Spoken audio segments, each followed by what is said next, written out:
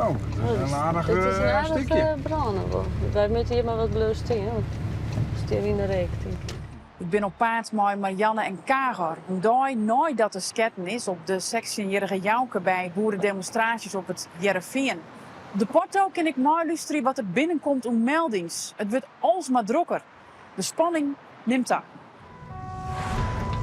Ik zag van binnenuit bij de politie, basisteam Snits.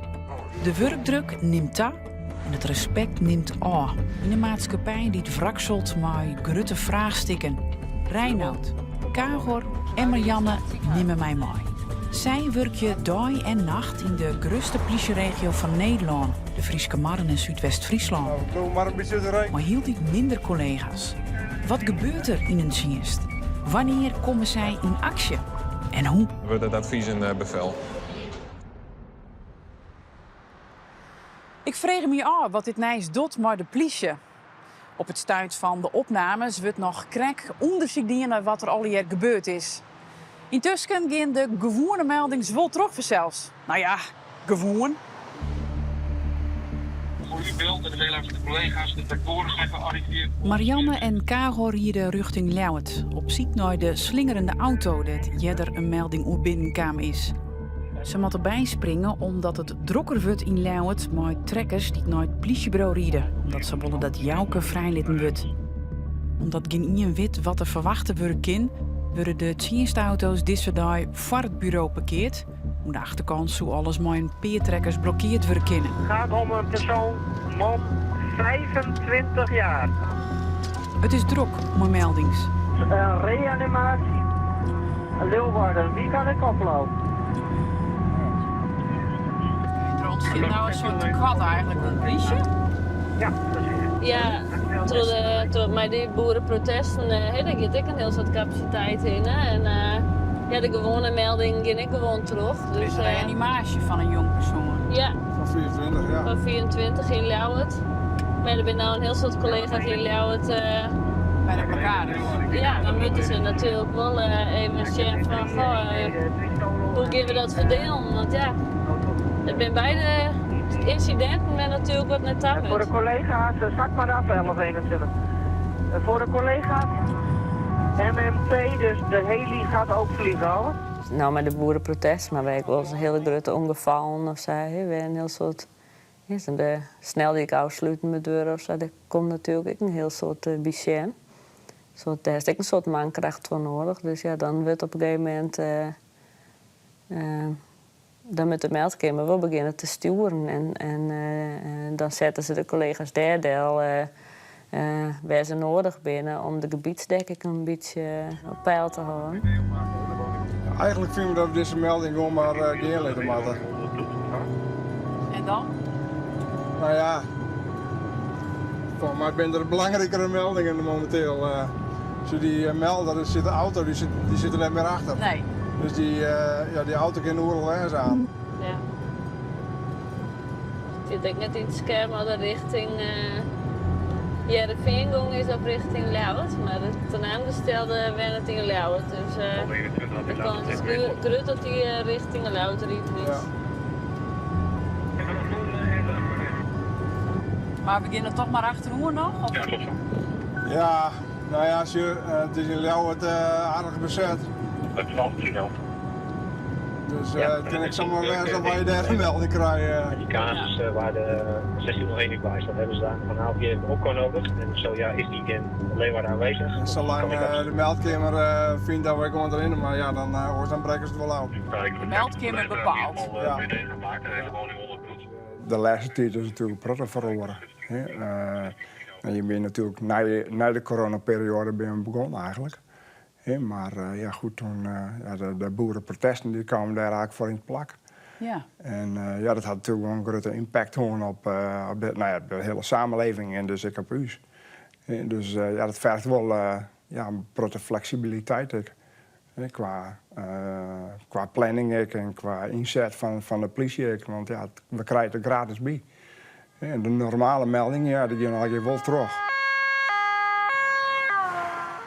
politiemeester ben ik gewoon meester, dus dat treft u zeker. Wij hebben nu privéleven hebben natuurlijk corona en moeten we ook in quarantaine. En wij hebben ook familie die boeren binnen. En dus dat druist wel in je eigen gevoel in. Maar ja, er is wel een duidelijke scheiding. Ja, het is wel zo van, oren mensen in onveiligheid komen, dan moeten we optreden. Ja.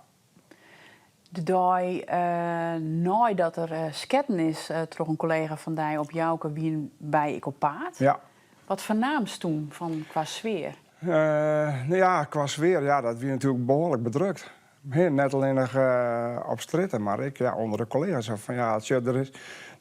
Bij de politie wordt er natuurlijk net een protest sketten. En als er een keer sketten wordt, dan had dat impact op iedereen. Want wat is er gebeurd? Het is juist het verhaal vanuit wat er in de media komt. Juist het verhaal wat intern verteld wordt. En ik wist er zelf net bij geweest, dus het enige wat ik is doen is er een soort van beeld van vormen. En ik denk dat de meeste collega's zich ook wel in kunnen denken hoe dat is. En hoe naar dat ik kan wezen. Want ik denk, net een van de collega's had nog om zijn wapen te loeken. Hè? Dat is het uiterste middel was broeks. Ik had zelf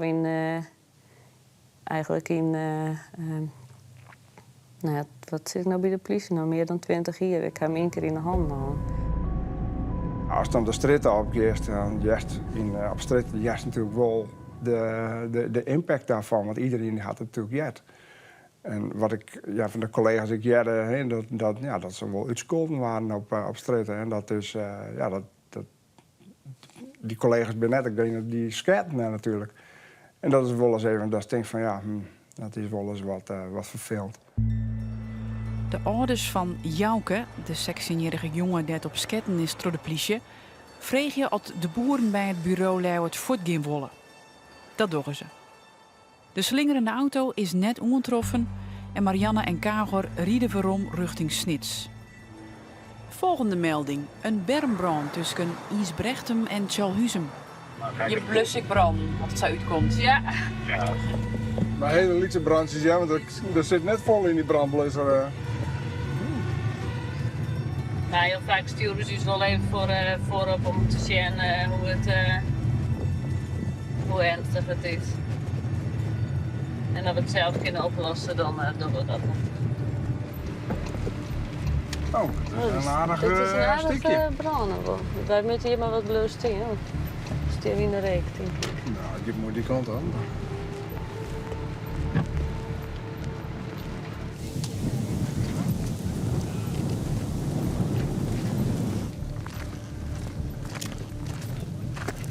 Nou, we blijven maar een beetje de reek.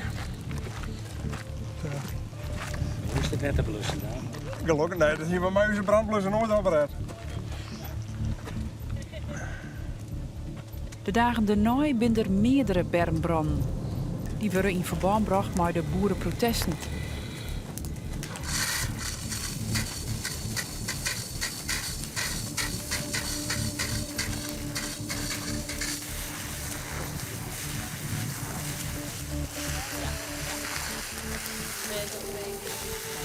De brandwacht krijgt het vuur gauw onder controle en dus kunnen Kagor en Marianne weer verder. We gaan even naar de Limart-flat. Dat is begeleid wonen. Hallo. Hoi. Kagor beziekt nog contact te krijgen met bewoners van de Limor-flat. Limor krijgt meldings van oerlest en om Kagor de taak de maalje hierop om te spreken. Nee, nou dat is belangrijk. Dan moet je eerst met je zoon even naar de dokter. Nou, dan komt het voor dat ze een afspraak maken en dat ze er gewoon uit binnen. Nee. En dus, En ik word een beetje type mees. Logisch, dat steekt wel. Ja, nou ja, ik ken heel goed meisje, alleen dat is net echt de afspraak met meisje. Nee. En dat is vaak, goed, ze zitten natuurlijk net voor niks. We zullen ze verderop in deze serie nog te zien komen. We hebben een melding winkeldiefstal. Oh. Dus dan vliegen wij er even in de boel. En dan weer een inbraak. Ja, dan kun je natuurlijk afspraak tegen mij zeggen. Dan ben we er alle drie en we beginnen voor en dit en dat. Nou ja, dan komt het en dan is het. De ene keer is oors dan de oren.